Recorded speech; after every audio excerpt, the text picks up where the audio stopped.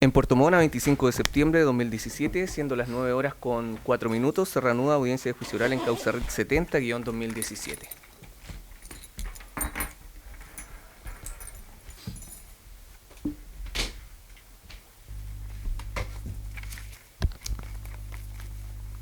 Bien, muy buenos días. Vamos a dar reinicio a la audiencia de juicio oral correspondiendo al día de hoy a recibir los alegatos de clausura del Ministerio Público y abogados querellantes. Ministerio Público, lo escuchamos. Gracias, señoría. En este juicio depusieron alrededor de 80 testigos y peritos. Si les dedicáramos solo 10 minutos a analizar lo que cada uno de ellos dijo, debiéramos contemplar más de 10 horas de exposición. Claramente ello es imposible, por lo cual nuestro alegato se basará en analizar puntos globales, partes específicas de determinadas pruebas y demostrar cómo el correlato de dichas pruebas justifican razonablemente la teoría del Ministerio Público. Viviana Heger desapareció un 29 de junio del año 2010 y fue habida en su casa, fallecida 42 días después. Sus muñecas presentaban marcas que impresionaban ataduras o maniobras de sujeción. Faltaba desde el dormitorio a lo menos una cámara de video, una cámara fotográfica y una caja metálica roja con diferentes joyas y especies de valor. Por su parte, el cónyuge Jaime Anguita, ese mismo día, había recibido una llamada amenazante respecto de la vida de esta. Con más interrogantes que certezas, antes del año, el viudo Jaime Anguita, a través de su abogado, solicitaba el cierre de la investigación. A través de los medios de prensa, como se demostró, también manifestaba con que esta investigación se cerrara. Probablemente el archivo de la causa, para él y para otros, era lo más conveniente. Asumir que la muerte de doña Viviana Heger era un suicidio permitía incluso poner pronto término a cuestionamientos institucionales que habían en la fecha. Sin embargo, lo más conveniente no siempre es lo correcto. Como lo dijo entre lágrimas el testigo Francisco Huenchuñir, cuñado de Viviana Heger, a todos les convenía que fuera un suicidio. Gracias a la perseverancia de doña Delia Macé y sus hermanas, como fiscalía dejamos el camino más sencillo. Extremamos nuestra objetividad. Fuimos escépticos de lo que había. E implicó 5 años de investigación, pero que vieron corroborar lo que doña Delia y sus hijas señalaban. Viviana no se había suicidado. A Viviana la mataron y detrás de esto estaba su cónyuge Jaime Anguita. Luego de 7 años de transcurridos los hechos, los esfuerzos del viudo se mantienen en sostener que no se está en presencia de un delito, intentando incluso exculpar al imputado confeso Pérez Mancilla. Con ahínco, la defensa en este juicio, la defensa del viudo Anguita, ha tratado de atacar la prueba de cargo que inculpa al imputado Pérez, intentando incluso que no se reprodujeran las versiones anteriores que el imputado Pérez prestó en la investigación. Ello es evidente. Sin sicario no hay encargo. Durante más de 100 años, el sistema penal inquisitivo estaba llamado, en una etapa previa al juzgamiento, a casi lo imposible: descubrir la verdad histórica, la verdad absoluta, contexto en el cual el reo era solo un objeto de prueba. El nuevo proceso penal, oral, público y contradictorio debió renunciar a la búsqueda de la verdad histórica. En palabras del profesor Muñoz Conde, es el precio que tenemos que pagar como sociedad democrática y que el Estado de Derecho paga por la prevalencia de los derechos fundamentales del hombre. Es por eso que el nuevo sistema procesal penal busca una verdad procesal o formal, que no es otra cosa que la acreditación de la propuesta fáctica a través de la prueba legalmente obtenida, debidamente incorporada en juicio, razonablemente valorada, para justificar la existencia del hecho punible y la participación del imputado en el delito. Reconstruir la verdad histórica en este nuevo sistema es imposible. Respecto de las propuestas que efectúa el Ministerio Público, el tribunal puede tenerla por acreditada con la prueba rendida, o en caso contrario, puede desecharla, para lo cual existen dos alternativas. Por una parte, que la prueba legalmente rendida no sea suficiente para acreditar la propuesta fáctica, existiendo duda razonable, existiendo, por ejemplo, cualquier otra alternativa que explique esos hechos. Y como segunda posición, que la defensa pruebe su teoría del caso durante el juicio. En todas estas hipótesis, el sentenciador se encuentra inexorablemente obligado a respetar las máximas de la experiencia, los principios de la lógica y los conocimientos científicamente afianzados. Es decir, la prueba no se analiza en un laboratorio, en la asepsia de un laboratorio, no se analiza en la estratosfera en la cual se mueven los dogmáticos, sino que las cosas como son, como ocurren en el mundo real, con ripios propios de la realidad, con la capacidad que tienen los testigos en su memoria, con lo exigible y lo esperable para cada sujeto según sus propias capacidades y según su forma de expresarse. En ese sentido, y en base a la prueba rendida durante este juicio, la versión de los hechos sostenida por el Ministerio Público no solo es la que mejor explica la ocurrencia de los hechos, sino que es la única capaz de explicar y dar sentido al desarrollo de los mismos. Es la única posible de sostener sin contradecir estas máximas de experiencia, los principios de la lógica y los conocimientos científicamente afianzados.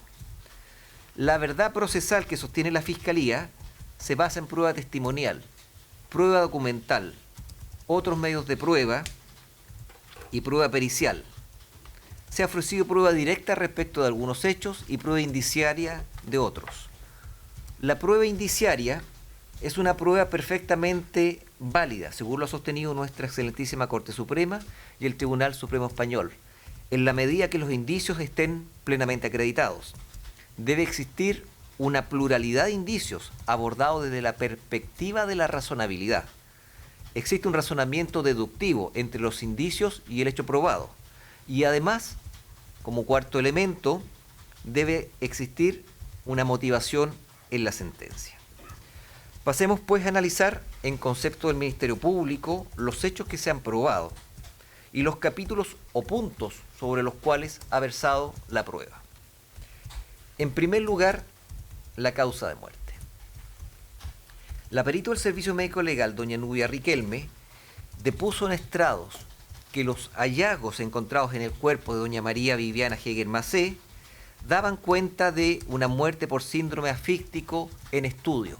Es decir, sabíamos que murió asfixiada, mas no sabíamos cuál era la causa que implicó esa asfixia. Que con los primeros informes que aporta el Servicio Médico Legal sobre toxicidad, señala que en ese momento lo que mejor explicaba la muerte era la ingesta de un producto herbicida, que sin embargo, posteriormente y con los nuevos exámenes realizados que descartan la presencia del herbicida, nuevamente volvemos a un síndrome asfíctico en estudio. Este síndrome asfíctico fue ratificado asimismo por el doctor José Belletti y por la doctora Vivian Busto. Esta última, quien, haciendo un análisis médico-legal y criminalístico, expresa y da cuenta que la muerte de doña Viviana Heger se debe a una asfixia por oclusión de orificios respiratorios. Por su parte, la doctora Pamela Borges, también del Servicio Médico Legal, explica que muchas muertes no pueden ser explicadas solo desde una óptica médico-legal, que para ello se necesita una visión criminalística. Sin embargo, cuando se hace la exhumación, plantea posibles alternativas de muerte de doña Viviana Heger, y en la número 1 plantea la sofocación con una bolsa en la cabeza. Por su parte, los relatos del imputado Pérez, que se incorporaron a través de las declaraciones de los testigos Carlos Albornoz y José Cáceres, y asimismo la reproducción de video de reconstitución de escena, no solo es compatible con los hallazgos encontrados en ella y en el sitio del suceso, sino que con la causa de muerte por asfixia, evidentemente. Dentro de este contexto es necesario analizar la ausencia de intoxicación por ingesta de herbicida. El perito Eduardo Torres fue enfático en señalar que si bien en un principio se estableció que era posible, mas no probable, la ingesta de un herbicida, los exámenes posteriores realizados descartan la presencia de ese herbicida, lo que pudo ser un falso positivo compatible con efectos de putrefacción encontrados incluso en muestras de cerebro. Por su parte, el perito químico, señor Luis Chávez, de la CRIM La Serena, que analizó diversas muestras, también descarta la existencia de tóxicos en ella. Por su parte, el testigo Luis Olea explica que levantó esta botella de herbicida desde una bodega que estaba a unos 15 metros de la casa, que el día 29 de junio se mantenía cerrada con candado. En este sentido, Carlos Albornoz explicó en detalle lo que se hizo para esclarecer el punto de esta botella de herbicida y su contenido, descartando mitos respecto a que el servicio médico legal habría recibido una cantidad mayor a la realmente señalada, por cuanto el encargado del servicio médico legal confirma no haberla medido. Como alternativa se plantea un posible suicidio. El imputado Jaime Anguita ha sostenido que su cónyuge se quitó la vida por cuanto terceros querían atentar contra él. Salvo los dichos del imputado, no hay elemento objetivo alguno que sustente dicha teoría. Esta versión el imputado Anguita no la mantuvo solo en sus declaraciones y ante los medios de prensa, sino que la mantiene ante la psiquiatra doña Sonia Méndez Caro, quien expuso en estrado, y cuando ella confronta al señor Anguita respecto de la posibilidad de que Pérez efectivamente le haya dado muerte, Anguita la niega, la desecha y refiere preferir que la muerte haya sido el resultado de una decisión voluntaria de doña Viviana Heger. No debemos olvidar las declaraciones de personas con quienes doña Viviana habló ese 29 de junio en horas de la mañana, planificando su vida a corto y mediano plazo. El fotógrafo don Jorge Inostroza, con quien consultaba sobre las fotografías para obtener un pronto pasaporte por un viaje a Estados Unidos.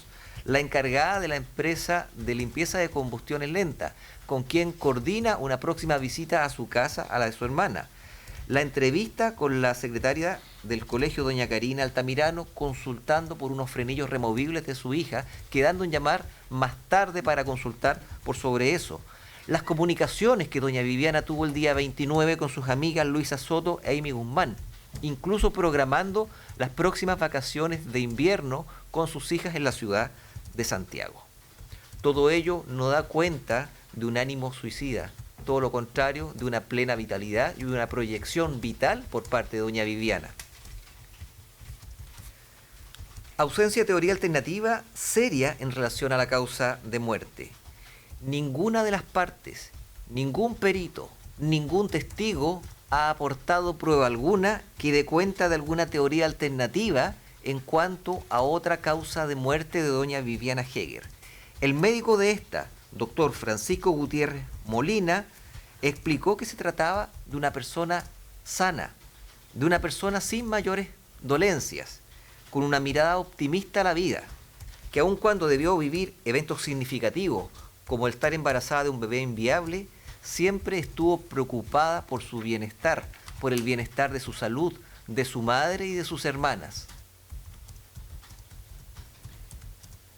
Como segundo punto, analizaremos las características de Viviana Heger, de Jaime Anguita y la relación existente entre ellos.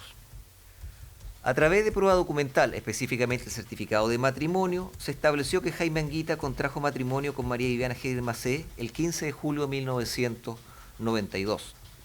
A través de diversos testigos que depusieron en juicio, se demostró que en el año 2003 Jaime Anguita abandonó a Viviana Heger al par de días de haber nacido su hijo menor, Susan, que intentó retomar una relación con una tercera mujer que lo rechazó, entre otros motivos, por reparos íntimos, calificándolo expresamente de poco varonil, ante lo cual Anguita debió retornar a Puerto Montt y vivir en cabañas por meses para luego regresar a su hogar. Esta testigo aporta información valiosa, señalando que Jaime Anguita tenía un concepto de familia basado en que la mujer era para ser madre de las hijas, que era una relación para procrear exclusivamente, que señalaba no ser feliz con su cónyuge y que lo importante realmente eran solo las hijas. Que posterior a ello también se ha acreditado que doña María Viviana Heger mantuvo una relación extramarital con un tercero, con el señor Galloso, que esta duró por alrededor de 6 a 9 meses entre los años 2004 y 2005, que según los dichos de en esta relación él le ofrece una vida en común, sin embargo ella, a pesar de su felicidad y estar enamorada de él, opta por sus hijas y se mantiene en definitiva junto al imputado Jaime Anguita. Que al año 2010 se ha acreditado que doña Viviana Heger había retomado una relación con este mismo sujeto, reuniéndose no solo en lugares públicos y con terceros, sino que también reuniéndose en lugares más bien discretos y en privado, realizando contactos más allá de una simple amistad, manifestándole a sus amigas mantenerse enamorada de él, manteniendo una fluida comunicación telefónica, intentando tomar resguardos para no ser detectados por sus respectivos cónyuges. Por su parte, y en esta misma línea, un mes antes de la desaparición, Viviana Heger le confesó a su hija, Vivian, que lo declaró en el tribunal, que le había sido infiel a su padre. Esta información la hija no la señaló oportunamente en el año 2010 y solo en una declaración prestada en el mes de diciembre del año 2016 refiere a haber tenido bloqueada dicha información. Mismo bloqueo que inicialmente tomaron las amigas directas de doña Viviana Heger, quienes en general hasta el año 2013 no dieron cuenta de la verdadera relación que ella mantenía con el señor Galloso. Lo manifestado por doña Viviana Heger a sus amigas expresamente ratifica lo expuesto por la testigo Bole. Doña Viviana le señala a sus amigas que Jaime Anguita le señaló expresamente que estaba con ella solo para procrear, que solo había buscado una madre para sus hijas y que esto se sostenía en el tiempo, que no existía prácticamente vida íntima entre ellos, tratándose más bien de un matrimonio de apariencias, donde Viviana Heger volcaba toda su vida a sus hijas, a sus hermanas y a su madre, siendo esta última quien nunca aceptó a Jaime Anguita como pareja de su hija a pesar del tiempo transcurrido. Que según lo expuesto por múltiples testigos, Viviana Heger tenía una personalidad alegre, cariñosa, solidaria, participativa en el colegio de sus hijas, mientras que el imputado Anguita era todo lo contrario, un hombre retraído, centrado en su trabajo y con un único amigo con quien vivió por varios años antes de casarse y con quien vuelve a vivir por más de un año luego que muere la cónyuge.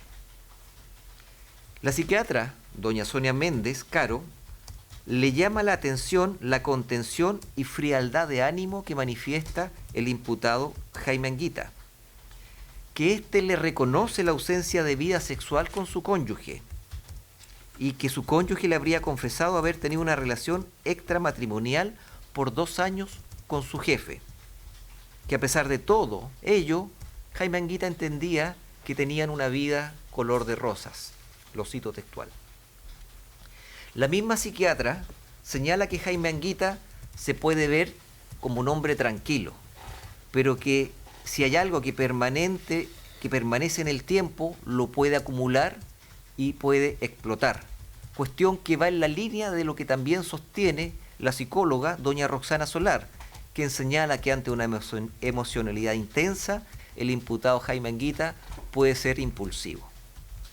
La psiquiatra agrega que entre más inteligente es una persona, más difícil es conocer su personalidad. De hecho, la misma psiquiatra expresa que Jaime Anguita reserva algunos aspectos y prefiere no referirse a ellos durante su entrevista. Por último, respecto de la personalidad del imputado Anguita, debe destacarse la evidente inspiración religiosa que éste posee, lo cual se deduce no sólo de los dichos de su madre prestados en audiencia, sino también de los símbolos religiosos que éste mantenía a un lado de la pared donde estaba el cuerpo de doña Viviana Heger, y que en forma coincidente mantenía en su velador una Biblia con un marcador de página, marcando expresamente el libro de Deuteronomio, donde en el capítulo 24 se señala que el repudio que debe hacer el marido a la mujer cuando ha pasado a ser de otro hombre, pues es una abominación volver a recibirla. Punto o capítulo tercero, vínculo del imputado Pérez y el imputado Anguita. En su alegato de apertura, la defensa señala que el imputado Anguita nunca ha desconocido el vínculo o relación que sostenía con Pérez, y que el que lo negó fue el abogado que lo defendía inicialmente al momento de la detención. Llama la atención que el propio imputado Anguita no haya corregido dicha falsedad al oírla en el tribunal. Es efectivo, Jaime Anguita declaró y reconoce el vínculo con el imputado Pérez, pero lo hace en el mes de julio del 2016, cuando ya estaba acreditado documentalmente y testimonialmente un vínculo que se extendía por más de 15 años.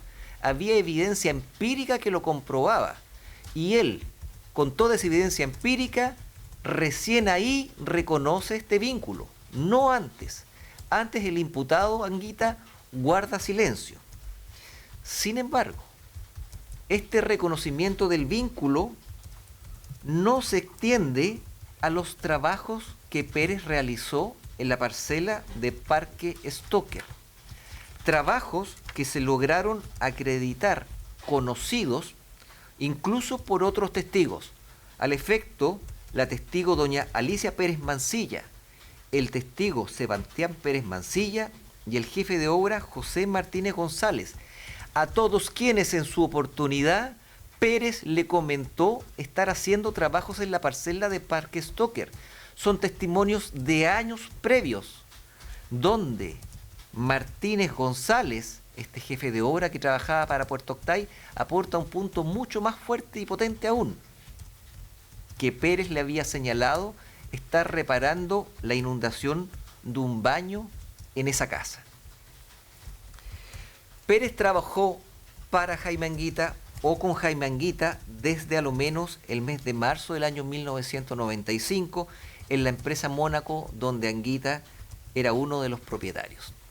Posteriormente, y al menos de manera formal, aparecen juntos trabajando en la empresa Recondo entre los años 2004 y 2005. Hay otro testigo que los vincula incluso trabajando en otra constructora que no aparece en las cotizaciones del señor Anguita, específicamente la constructora Bascat, en la época que Anguita estaba ya en un periodo de quiebra de su constructora. Luego, en los años 2009 y 2010, ambos vuelven a trabajar juntos en la empresa constructora Puerto Octay, fecha desde la cual, coincidentemente, nunca vuelven a trabajar juntos después de los hechos. Según el testimonio aportado por el imputado Pérez, los testigos Sebastián Pérez Mancilla y otra testigo, la asesora María Núñez Uribe, y la testigo Clara Ruiz, Jaime Anguita realizó trabajos particulares, el imputado Pérez realizó trabajos particulares para Jaime Anguita en el domicilio de la Casa de Población Mirasol. Asimismo, Clara Ruiz da cuenta como Jaime Anguita y su cónyuge le regalaron algunos muebles, que incluso Jaime Anguita era una persona conocida para los hijos, para las hijas de Pérez, que Anguita le dio trabajo a doña Clara Ruiz, y además se ha establecido a través del testimonio de la secretaria doña Daniela Pérez que Anguita muchas veces recibió al imputado Pérez en la oficina de la constructora Puerto Octay, llegando además a presentárselo expresamente, como ella lo señala, como un hombre de confianza.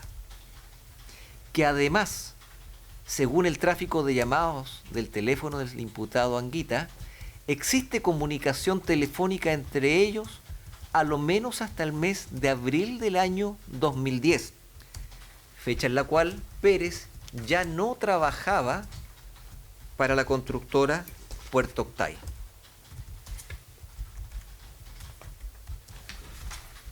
Punto número 4, el encargo.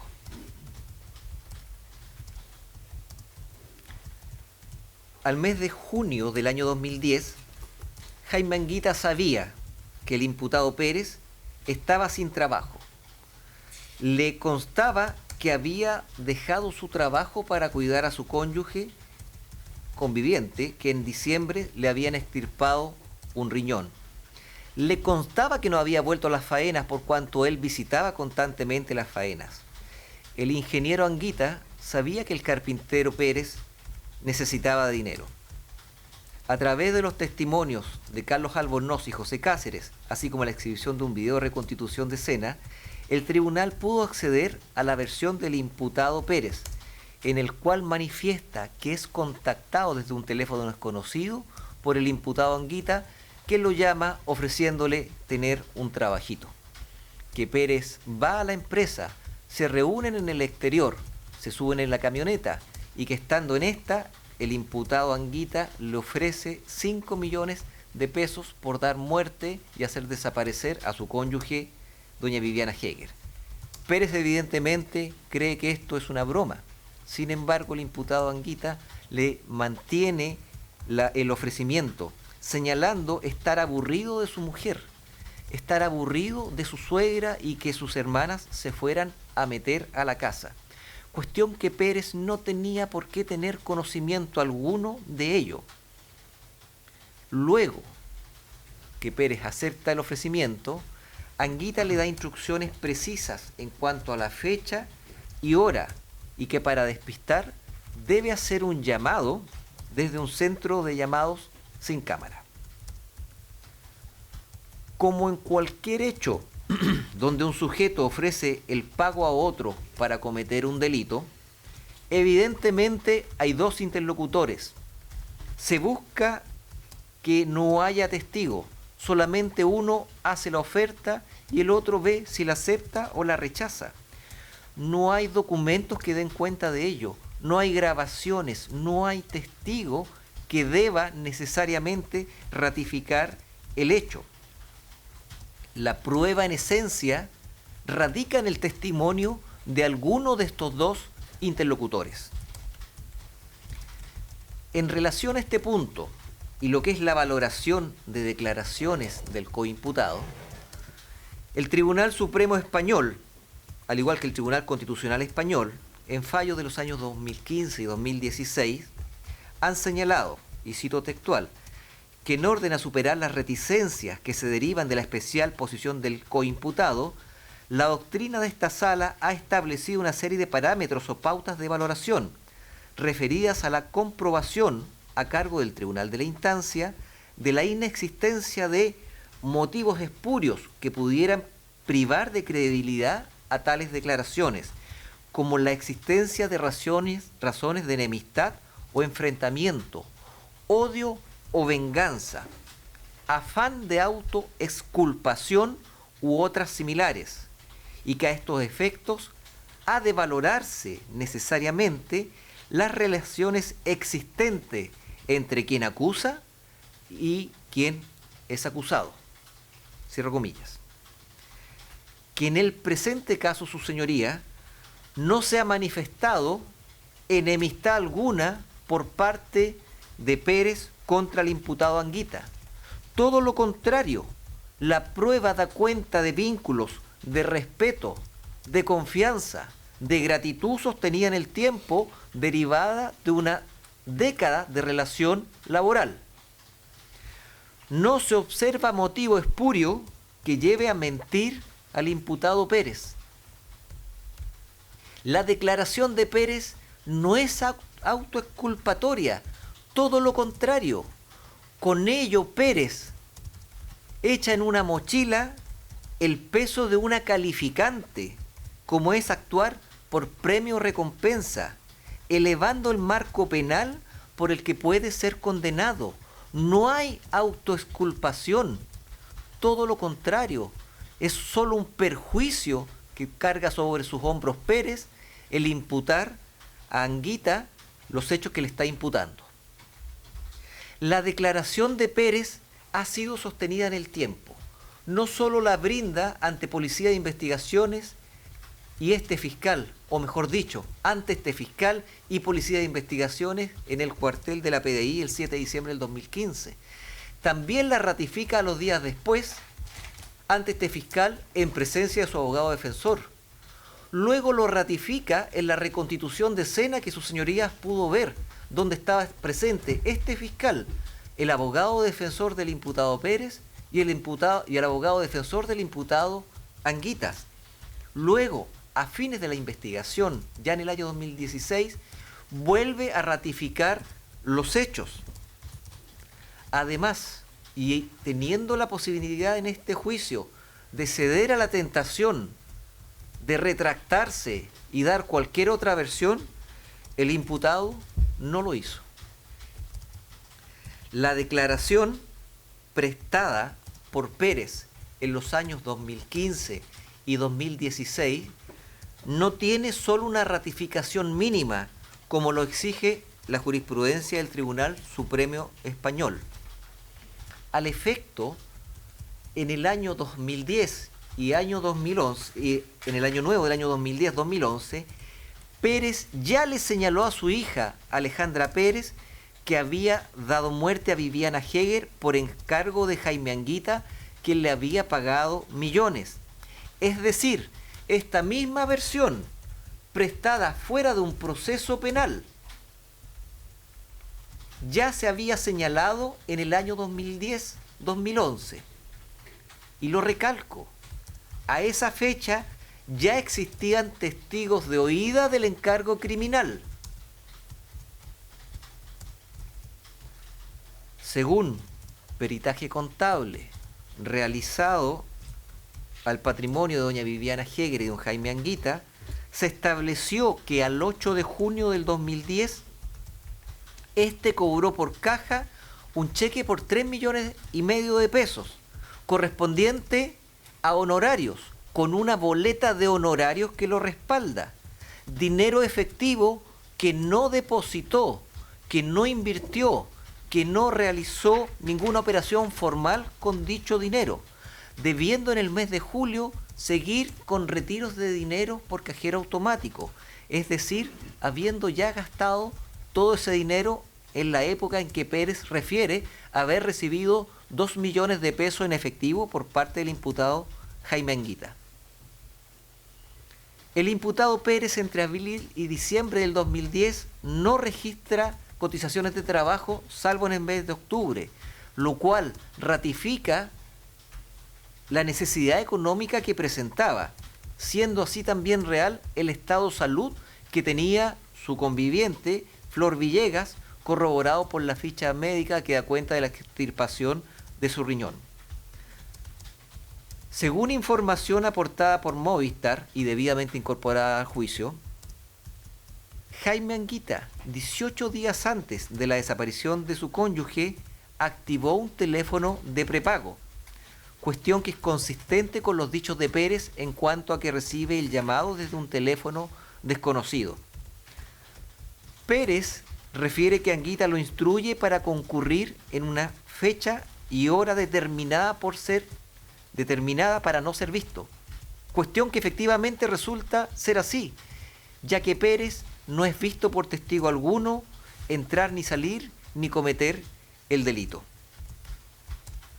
Además, Anguita le da una instrucción expresa, cual es efectuar una llamada de un cibercafé para despistar, cuestión que efectivamente hace y que no tiene ninguna lógica en otro contexto.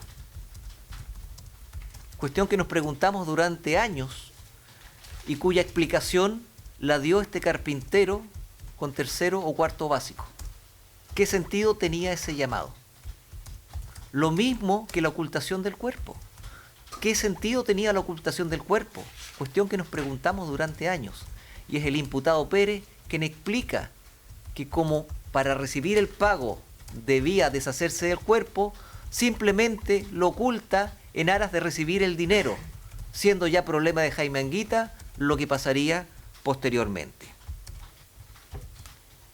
Asimismo, la persona que llama a Jaime Anguita desde el cibercafé necesariamente era un conocido de este. ¿Y por qué lo señalamos? Porque la testigo ejecutiva del banco, doña Cecilia Maldonado, refiere que cuando está terminando la llamada, este le señala: llámame. Todo esto da cuenta que solo no hay una ratificación mínima como lo exige el Tribunal Supremo Español, sino que son diferentes elementos los que ratifican la versión que aporta el imputado Pérez en este sentido. 5. Ratificación periférica de los dichos de Pérez entregados durante la investigación. La información que aporta Pérez en cuanto a la dinámica de los hechos no solo está ratificada por la reconstitución de escena, donde Pérez se desplaza con total soltura por la casa del imputado Anguita, donde ingresa a una bodega que estaba cerrada, mostrando inmediatamente dónde había una sierra y que curiosamente esa fecha todavía se mantenía como un panel de herramientas colgado en el lugar. ¿Por qué puerta ingresa? ¿Cómo sube? ¿Cómo ingresa al dormitorio? Luego, ¿cómo da muerte a doña Viviana Heger, que es compatible con los hallazgos encontrados en el sitio del suceso el 29 de junio del 2010? La cama corrida en ese lugar, la alfombra o bajada de cama manchada en el lugar donde él señala haber secado la orina de doña Viviana Heger en ese punto. Destaca no solo también la soltura con que Pérez se desplaza por entre medio de las cerchas, caminando por sobre las vigas, transportando a una persona, lo que fue muy difícil de recrear en el año 2012 para funcionarios de la PDI. Pérez lo hace con total normalidad y soltura. Esta ratificación de los dichos de Pérez se da cuenta a través de diversos testigos que escucharon los testimonios de Pérez en el año 2010, viendo muchos de ellos evidencias sacadas desde la casa de doña Viviana Heger ya en el año 2010, lográndose incluso la recuperación de una especie 5 años después de ocurridos los hechos.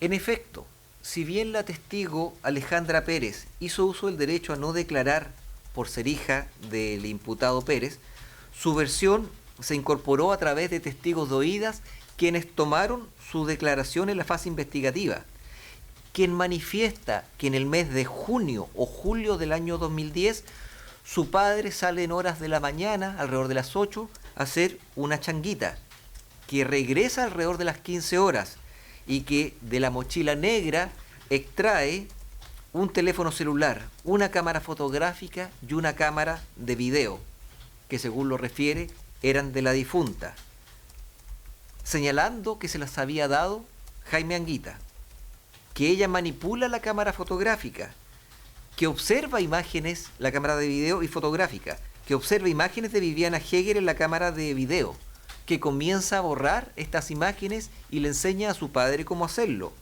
que éste además quema el chip del teléfono. Agrega Alejandra Pérez que a los días después su padre le confirma que él le había dado muerte a doña Viviana Heger, ante lo cual ella le pide que abandone el domicilio a los pocos días. Que esto se lo comentó a su madre, que no le dio crédito a la información, que asimismo ella, Alejandra Pérez, toma conocimiento que su padre en esa época le entregó un anillo de oro a su hermana Clancy Pérez. Y además, retomando el punto, declara a Alejandra Pérez, cuya versión se introdujo, como ya se señaló a través de testigos de oídas, que su padre en el año nuevo 2010-2011 vuelve a reconocer su participación en la muerte de Viviana Heger, agregando que lo hizo porque Jaime Anguita se lo pidió y le pagó varios millones. Esta ratificación periférica también encuentra sustento en los dichos del testigo César Igor, señorías, quien al año 2010 era pareja de Alejandra Pérez, quien declaró en estrados que a los 2 meses de ocurrido el hecho, el imputado Pérez le contó que él le había dado muerte a Viviana Heger asfixiándola con una bolsa, que había ocultado el cuerpo en una buhardilla. Señala que esto se lo contó a su expareja Alejandra Pérez, quien ya lo sabía, que tuvo a la vista el teléfono celular y que compró la cámara fotográfica Canon, que conversó también con doña Clancy, que le dijo que Alejandra Pérez y su padre habían borrado imágenes de dicha cámara. Por su parte, doña Clancy Pérez, también hija del imputado Pérez, guardó silencio en su condición de hija, pero a través de los testigos de oídas que depusieron en juicio Carlos Duhalde y Gerardo Vera, se incorporó la información que ésta entrega en la fase investigativa, donde señala haber visto una cámara fotográfica, un teléfono celular y una cámara de video, que efectivamente ella y su pareja Víctor Barquero compran la cámara de video al imputado José Pérez, que era una cámara marca Sony, digital, color gris con negro, con pantalla digital, que grababa en discos de CD pequeño o mini DVD, que no tenía cargador ni estuche. Además, esta misma testigo, Clancy Pérez, reconoce que su padre le regala un anillo de metal amarillo, anillo que ella a su vez le entrega a una pareja que mantenía paralela en esa época, el señor Carlos Calixto. Pues bien, Carlos Calixto también declaró en este juicio y da cuenta cómo en el año 2010 mantenía una relación de pareja paralela con Clancy Pérez y que ésta le regala un anillo de oro pequeño que lo usa en su meñique y que posteriormente, cuando se da cuenta que tiene la inscripción de los apellidos, no recuerda si Heger o Anguita, decide botarlo, que posteriormente le pregunta a Clancy por el origen del anillo, que él le señala que se lo había regalado su padre. Es corroboración material de los dichos del imputado Pérez a lo largo del tiempo, no de cosas que aparecen en el año 2015, sino que cuestiones percibidas por testigos en el mismo año 2010. Víctor Barquero, pareja oficial de doña Clancy a esa época, reconoce que le compra esta cámara de video al señor Pérez sin cargador y que por lo mismo posteriormente se la entrega a un compañero de trabajo, el señor Cristian Cerón, reconociendo en la audiencia que la cámara incorporada a juicio es la misma que le entregó su ex suegro José Pérez. Por su parte, Cristian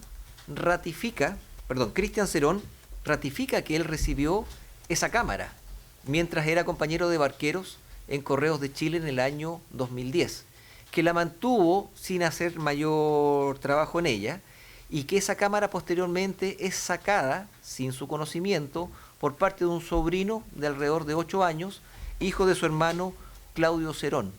Y es así como se logra recuperar esta cámara 5 años después desde el domicilio de don Claudio Cerón, quien también declaró en juicio cómo esta cámara estaba en su casa.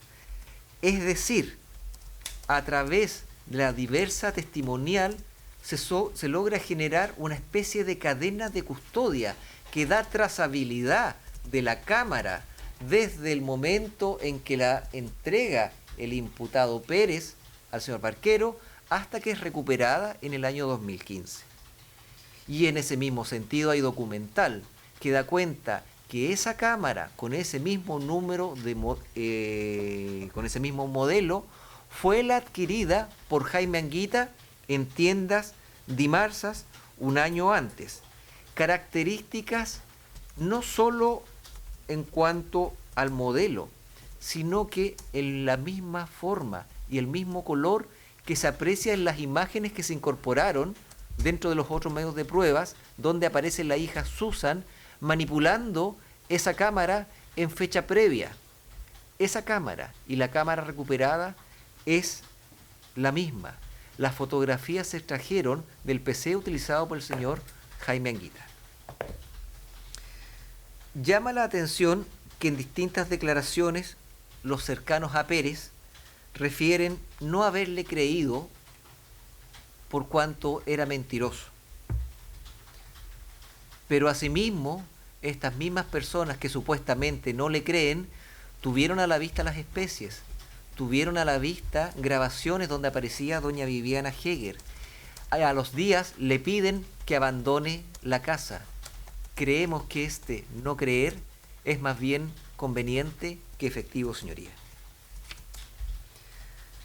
En esta misma línea de ratificación periférica de los dichos de Pérez, este señala inicialmente haber instalado una campana en la cocina y haber efectuado reparaciones en pared y cerámicas del piso de la casa de Parque Stoker.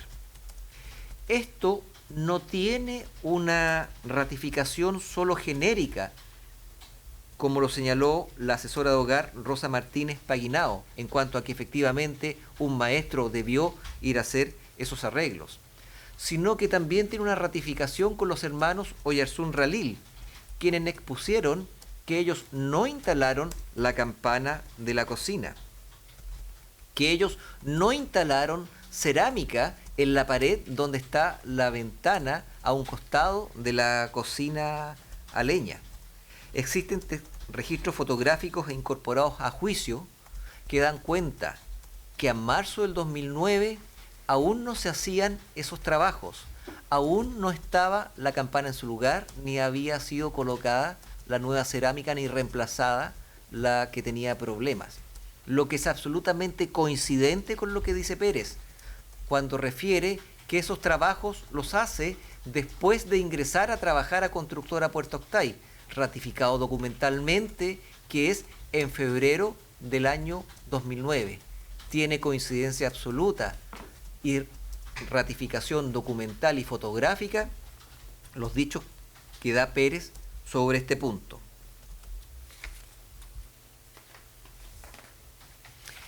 Asimismo, hay un elemento que surge casi espontáneo al momento de la reconstitución de escena, y es cuando Pérez recuerda, además, haber hecho trabajos en una dependencia aledaña a la cocina.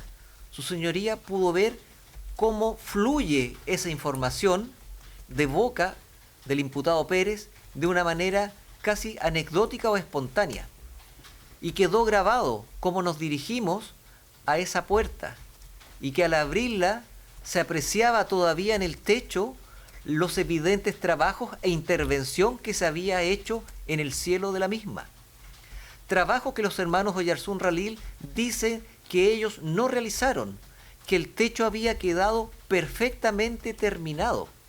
Por lo tanto, es absolutamente plausible lo que dice el imputado Pérez en cuanto a que él es quien realiza esos trabajos.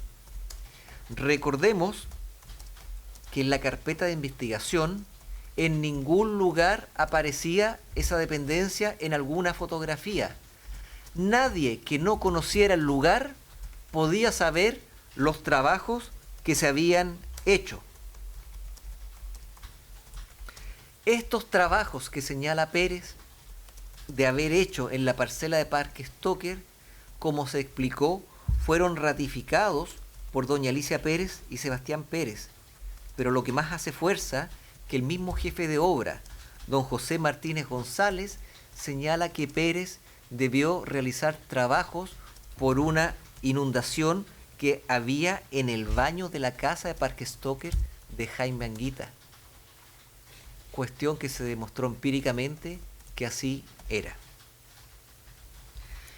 Señorías, qué fácil hubiera sido para Jaime Anguita señalar el nombre del maestro que puso la campana y reparó las cerámicas.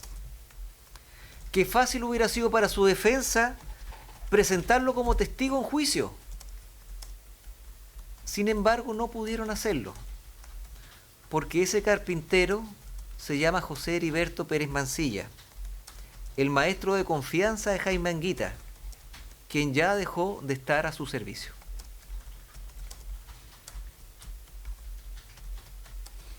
La apariencia física de José Pérez Mancilla es plenamente compatible con el retrato hablado que efectuó el testigo Roberto Araya, en especial del año 2012, efectuado con una técnica mano alzada que es mucho más precisa. Dicha apariencia tiene un correlato con la fotografía que Pérez obtuvo en el año 2005 al renovar su cédula de identidad y que fue debidamente incorporada a juicio también, donde se ve una evidente alopecia. Alopecia que incluso se aprecia en las fotografías que aportó la defensa de Pérez al 2009, donde se observa calvicie en la zona frontal y parietal.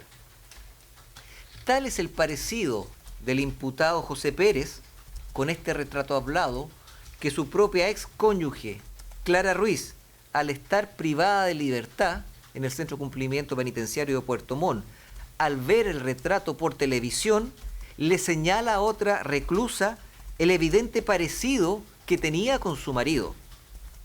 Por lo demás, la hermana del imputado, Alicia Pérez, quien declaró en estrado, da cuenta que al año 2010 su hermano había tomado la costumbre de afeitarse la cabeza.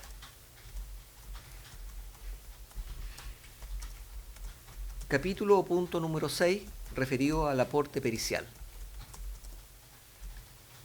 Señoría, diversos peritos declararon en juicios, incluyendo fotógrafos y planimétricos que dieron cuenta del sitio del suceso y las particularidades del mismo.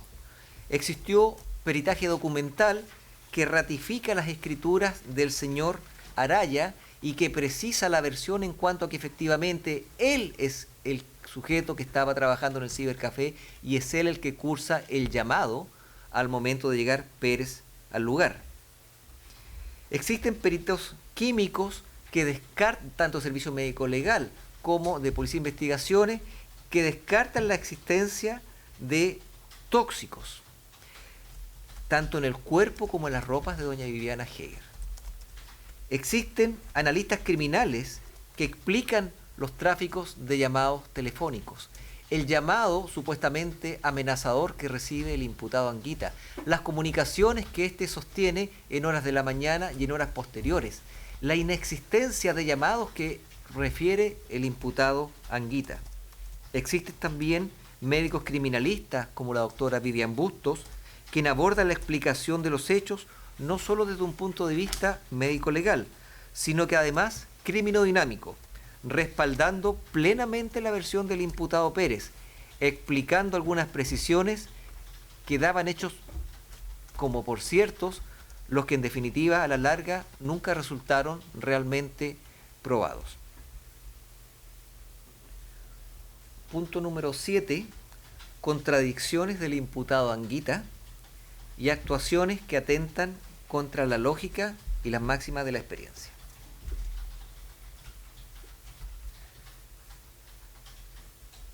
Si bien el imputado Anguita siempre estuvo llano a contar su verdad a los medios de comunicación, durante este juicio optó por el legítimo derecho de guardar silencio, prefiriendo no explicar las múltiples contradicciones en que incurre desde la primera hora del día de los hechos. Ha preferido no explicar sus cambios de versiones durante el tiempo. Ha preferido no aclarar por qué sus actos se alejan de las máximas de la experiencia. Ha optado porque su voz sea oída a través de sus abogados. Mismos abogados que aclaran que los dichos del abogado anterior no representan lo que realmente decía el imputado Anguita. Desde un primer momento, Anguita ha señalado que el 29 de junio del 2010, alrededor de las 13:35, recibió un llamado donde una mujer es la primera que le habla. Ha quedado demostrado con la testimonial de Roberto Araya, Cecilia Maldonado y el comisario Jorge Márquez que dicha mujer jamás existió, salvo en la mente del imputado Anguita. Ha quedado demostrado con los dichos de la ejecutiva de cuentas, doña Cecilia Maldonado, que luego del llamado señalado, Jaime Anguita no intentó comunicarse con su cónyuge. Con la misma testigo, ha sido demostrado que quien llamó a Jaime Anguita era un sujeto conocido de este, pues al final la conversación le pide que lo llame. Si no fuera un sujeto conocido, ¿cómo podía pedirle que le devolviera el llamado si ese llamado provenía de un cibercafé, señoría? Con los dichos de Víctor Díaz, Juan Arismendi y Pablo Alegría, se ha acreditado que Jaime Anguita les explicó que él cortó el llamado al pensar que era una estafa. Todas versiones entregadas dentro de 1 hora de los hechos. Sin embargo, con la declaración del testigo Jorge Holguín, carabinero, ha quedado demostrado que le refiere a él que él fue el que cortó, que las otras personas le cortaron el llamado. Cuestión que generó incluso una controversia cuando Anguita pretende que éste cambie de versión. En el mismo aspecto, si bien los testigos Holguín, Díaz y Alegría refieren que Jaime Anguita pensó que todo esto se trataba de una estafa, la directora del colegio alemán, doña Carol Macoll, refiere que Anguita habría cortado porque pensó que era una broma. Mientras que el inspector Juan Arismendi, que también declaró en estrados, señala que al hablar con Anguita, este refiere que cortó porque tuvo mucho miedo.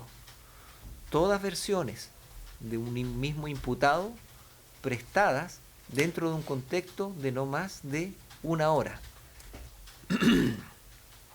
Anguita se mostraba sereno y tranquilo al pasar a la tenencia carretera Yanquihue.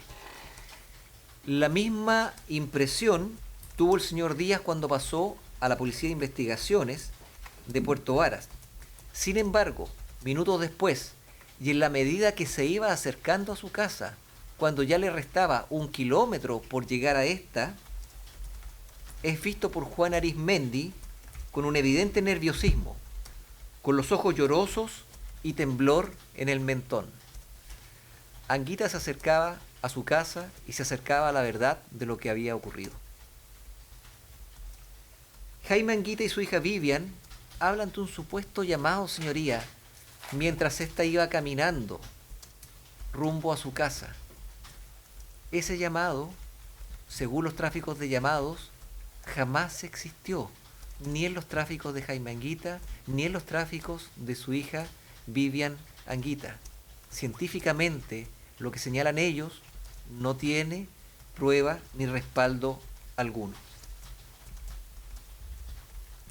Jaime Anguita refiere que una vez que su hija ya llega a la casa, lo llama desde el teléfono fijo, donde él le pide que permanezca y que va inmediatamente al lugar, cuestión que parece lógico. Sin embargo, nuevamente, y atentando contra la lógica y las máximas de la experiencia, Jaime Anguita no intenta llamar a su cónyuge. Y en vez de ir directo a donde estaba su hija, sola, en una casa, donde se había producido aparentemente un delito, primero pasa a la tenencia carretera Yanquihue, luego pasa a Policía de Investigaciones y por último pasa al colegio a retirar a su hija, no obstante ella salía horas después. ¿Qué sentido tiene, qué lógica tiene sino retardar su llegada al lugar de los hechos? ¿Qué nos dice la lógica y la máxima de la experiencia sobre el actuar de un hombre que tiene su cónyuge desaparecida y su hija sola en una parcela? ¿Es razonable no intentar llamarla en ningún momento? ¿Es razonable retardar la llegada a la casa? Cuando Jaime Anguita presta declaraciones en el año 2010 ante la Policía de Investigaciones, explica que la noche previa y la mañana siguiente fue de absoluta normalidad. Sin embargo, con los testigos Albornoz Duhalde y los videos de entrevistas de Jaime Anguita, aparece que este con posterioridad señala que Viviana Heger no pudo dormir casi durante toda la noche, que en la mañana, cito textual, en la entrevista al Canal 5, estaba con sus facultades mentales perturbadas, que se escondió en un baño para no despedirse, pues sabía de un plan para liquidarlo a él, y que la llevó a la determinación de suicidarse. Nada de eso es lo que Jaime Anguita refiere en sus primeras declaraciones en el año 2010, su señoría. Jaime Anguita, la primera noche de la desaparición de su cónyuge, decide acostarse alrededor de las 22 horas, desentendiéndose de lo que estaba ocurriendo, según refieren los testigos que se encontraban en el lugar. Jaime Anguita, al cuarto o quinto día de la desaparición de su cónyuge, le refiere con seguridad a la testigo Rosa Álvarez Montero que ésta no va a aparecer. Asimismo, a los pocos días de la desaparición, Jaime Anguita ya es visto en la constructora por su secretaria Daniela Pérez, cuestión que va en sintonía por los dichos a diversas personas en cuanto a la necesidad pronta de normalizar la situación que estaban viviendo. Jaime Anguita, al par de semanas de la desaparición de su cónyuge, decide enviar a sus hijas de vacaciones al norte y expulsa a la policía del mismo, quedándose solo en el lugar, no permitiendo siquiera que la policía permaneciera en el patio de la parcela. Jaime Anguita se negó a proporcionar muestras de hisopado bucal para obtención de muestras de ADN. ¿Qué temor existía o existe en Jaime Anguita respecto de dicho punto, señoría? Jaime Anguita, al 10 de agosto del año 2010, mantenía a la vista en su dormitorio a lo menos 4 linternas que fueron fijadas fotográficamente. Jaime Anguita refiere que el 29 de junio fue un día normal. Sin embargo, su secretaria Daniela Pérez señala que ese día, cuando llega a la constructora, lo ve diferente, lo ve sensible, con los ojos llorosos, y que incluso le pregunta qué sucedía. El testigo José Miguel Andrade Villalobos, encargado administrativo en terreno, señala haber llamado desde el supermercado de Llanada Grande en horas de la mañana del 29 de junio a Jaime Anguita para informarles los montos de sueldos que se requerían y los gastos que se utilizarían durante el mes. Pero señala que Anguita le refiere tener un problema personal en la mañana, que algo había pasado con su señora, que estaba complicado, que tendría que verlo más tarde. Agrega que posteriormente lo llama después de almuerzo y Anguita le dice que Ruth se va a encargar del asunto de las platas. Estos llamados, su señoría, se encuentran registrados en el tráfico telefónico del imputado Jaime Anguita en el número 81992650, provenientes del número 4121960702 a las 11:37 de la mañana y 14:49 respectivamente, que según lo establecido por la Brigada de Homicidios de Osorno, efectivamente ese teléfono corresponde al único existente en esa época en Llanada Grande, en el supermercado, lugar donde se utilizaba como teléfono público. Las llamadas existen y están precisados los horarios en que Andrade Villalobos se comunica con Anguita. En este mismo sentido, encontramos la declaración de Víctor Ruz Pizarro, administrativo que trabajaba directamente con Jaime Anguita, quien reconoció en una declaración prestada el 6 de agosto del 2010, en una declaración rica en detalles, donde recuerda vestimentas, horas, nombre de personas, nombre de empresas, diligencias realizadas y circunstancias, detalla todo lo ocurrido el 29 de junio del 2010. Declaración en que manifiesta que llama a Jaime Anguita alrededor de mediodía, que le responde: llámame después porque tengo problemas familiares. Y que posteriormente lo llama en la tarde. Y Anguita, cito textualmente, le insiste que tenía problemas familiares. Estos llamados, según los tráficos y análisis realizados, están fijados a las 12:58 y 16:13 horas. Es decir, sus señorías, en ambos casos, tanto con Andrade como con Ruz, antes de que Anguita recibiera el llamado amenazador a las 13:36 horas de ese 29 de junio del 2010, le señala a distintas personas no poder atenderlos por tener problemas familiares. ¿Qué problema familiar, señoría, tenía Jaime Anguita antes de las 13 horas?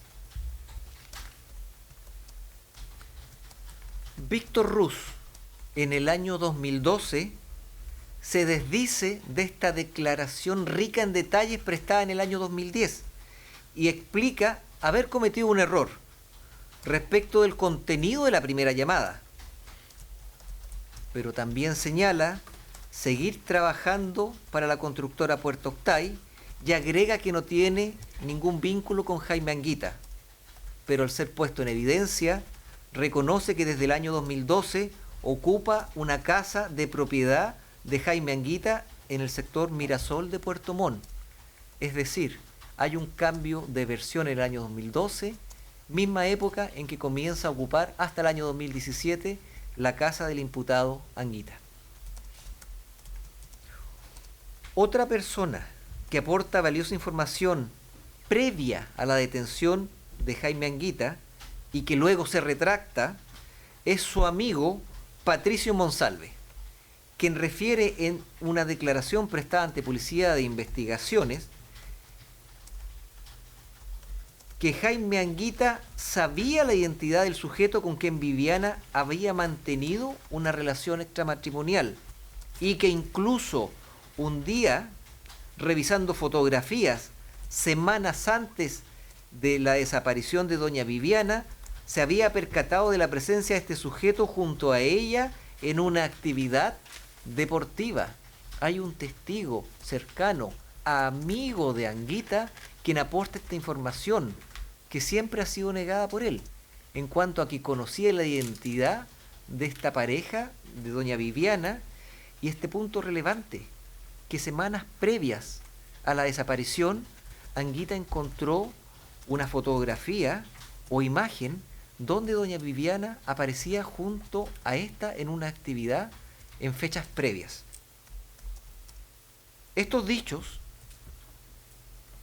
luego son desconocidos por el amigo de don Jaime Anguita. Refiere que fue mal interpretado, que fue una mala interpretación de él, que solo fueron sus impresiones.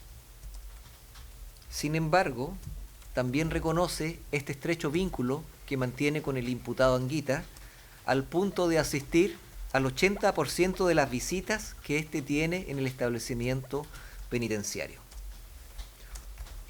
Otra actuación que atenta contra la lógica y las máximas de la experiencia es la reunión que Anguita y su abogado sostienen al inicio de la investigación con los hermanos de doña Viviana, en la cual expresamente los instan a no cooperar con la policía. Están, señoría, los testimonios de Mónica Heger, René Heger, Ricardo Heger y Francisco Buenchuñir que ratifican esta reunión. Están la amenaza que Anguita le hace a Ricardo Heger en cuanto a revelar a la prensa antecedentes sobre su pasado si se sigue entrometiendo en la investigación. Está la evidente coacción que ejecuta Anguita en contra de Mónica Heger y su cónyuge, Buenchuñir, al señalarlos como presuntos autores del hecho investigado, que ellos estaban detrás de la muerte de Viviana Heger con el objeto de hacerla desaparecer, posteriormente lograr su prisión y quedarse con las hijas y todo el patrimonio. Eso es lo que hace Jaime Anguita para evitar que la familia Heger siguiera investigando, siguiera inmiscuyéndose. Por último, en este mismo sentido y en esta misma línea de inconsistencias o actuaciones ilógicas del imputado Anguita, está lo expresado por don Víctor Acef, socio de la constructora, y don Víctor Ruz, el administrativo, en cuanto a que Jaime Anguita era quien el 29 de junio debía ir al Banco Chile para cobrar el cheque con el dinero que a la madrugada siguiente Rus se trasladaría a Llanada Grande para pagar los sueldos. Sin embargo, Anguita no lo hace. Solo se mantuvo en el banco BBVA hasta cerca de las 24 horas. Se entrevista por muchos minutos con su ejecutiva, en los momentos que recibe el llamado, cotizando productos sin tomar ninguna determinación ni hacer ninguna diligencia concreta. Y luego se dirige a la camioneta donde él recibe el llamado de su hija desde la casa. ¿Qué sucedió con Jaime Anguita, quien no fue al Banco Chile para cobrar este cheque con los sueldos de los trabajadores en Llanada Grande? ¿Qué estaba pasando en la mente de Jaime Anguita para trastocar el normal funcionamiento de la empresa? De hecho, al día siguiente son otras personas quienes se deben hacer cargo del retiro de dinero, postergando de esta manera el pago de los trabajadores. Esa información aportada por el núcleo cercano de Jaime Anguita, el señor Acef y el señor Rus. Como octavo punto, es necesario analizar la teoría del complot. Tanto Jaime Anguita como su hija Vivian, a través de sus abogados, se han alineado en plantear una supuesta teoría conspirativa, en la que el abogado Sergio Coronado habría logrado convencer a Pérez para que se inculpara e involucrara al imputado Jaime Anguita. De lo anterior, no se ha aportado prueba alguna que sustente lo señalado, sino que además suponerlo atenta la razonabilidad más básica que puede existir, como es que el autor de un homicidio, a pesar de ser descubierto, permanezca en el lugar del juicio a la espera de ser detenido, sabiendo que puede pasar el resto de su vida en la cárcel. Eso es lo que plantea esta teoría conspirativa, que Pérez fue contactado previamente y fue convencido a esperar este juicio donde puede arriesgar el resto de sus días en la cárcel, y sin embargo él opta por permanecer en el lugar. De paso, esta supuesta teoría conspirativa exige convencer a la ex cónyuge del imputado, a una imputada por narcotráfico y su madre, a aportar una línea investigativa. Esta conspiración exige que las hijas del imputado Pérez se presten para dar relatos falsos sobre lo ocurrido en el año 2010, en este caso Clancy y Alejandra, que incluso se convenza a las ex parejas de esta, Barquero, Igor, Calixto, también de declarar en falso respecto de la supuesta aparición de estas especies, e incluso convencer a ex compañeros de trabajos de estas ex parejas para que se presten a realizar un montaje sobre una cámara de video. La sola razón permite desechar este argumento de defensa del imputado Anguita, sostenido por sus abogados y por el abogado de su hija. Como punto número 9, señoría, es necesario hacerse cargo de los móviles. Como claramente lo explicara el oficial del caso, señor Carlos Albornoz, en este caso se descarta el robo por ausencia de señales de registro, por cuanto quedan a la vista en el lugar especies valiosas como un notebook junto a la cama y la chequera y documentación de la víctima. Por otro lado, se descarta una agresión sexual por cuanto no hay nada que dé cuenta de ello.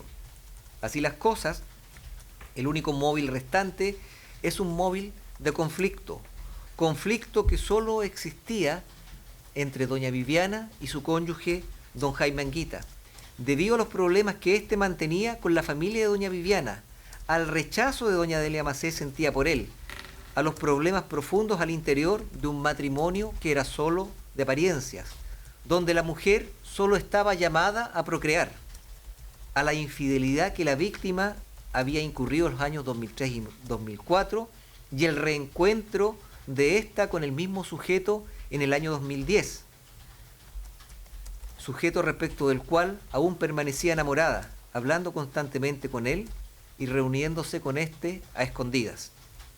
Es así que el año 2010 Viviana Heger claramente era un estorbo para Jaime Anguita. Tan efectivo es que en el año 2015, en una entrevista que fue debidamente incorporada a juicio, el imputado Jaime Anguita refiere al periodista señor Fluxá estar viviendo el momento más feliz de su vida, con la investigación abierta, con su cónyuge muerta. En julio de 2015, Anguita señala que ese es el momento más feliz de su vida. Es evidente, estaba él solo con sus hijas. Este estorbo, como lo señala el señor Albornoz, ya había sido quitado de su camino. Por su parte, el móvil de Pérez no es otro que la retribución económica generada en un contexto de encontrarse sin trabajo y con su conviviente delicada de salud. Evidentemente no es una justificación razonable para cometer un delito, pero sustenta el móvil de la necesidad económica que tenía el imputado Pérez a esa fecha, lo que era de conocimiento del imputado Anguita. Pérez no tenía ninguna animadversión contra Viviana Heger. La evidencia da cuenta de lo contrario, y es por lo mismo que cuando confiesa muestra remordimiento y señala poder descansar de este peso que lo atormentaba. Como conclusión, señoría, y como lo adelantáramos, en base a la prueba rendida durante este juicio, la versión de los hechos sostenida por el Ministerio Público no es solo la que mejor explica la ocurrencia de los hechos, sino que es la única capaz de explicar y dar sentido al desarrollo de los mismos. Y es la única posible de sostenerse sin contradecir la máxima de la experiencia, los principios de la lógica y los conocimientos científicamente afianzados. Motivo por el cual solicitamos se dicte veredicto condenatorio respecto del imputado José Heriberto Pérez como autor del delito consumado de homicidio calificado. Veredicto sancionado en el artículo 391, número 1, circunstancias primera y segunda. Esto es, actuar con alevosía y actuar por medio de promesa remuneratoria premio. Y respecto del imputado Jaime Edgardo Anguita Medel, se dicte veredicto condenatorio como autor de un delito consumado de parricidio, previsto y sancionado en el artículo 390, número 1 del Código Penal, con la circunstancia agravante inherente al delito del artículo 12, número 2 del Código Penal. Esto es, cometer el delito mediante precio, recompensa o promesa. Muchas gracias, señoría.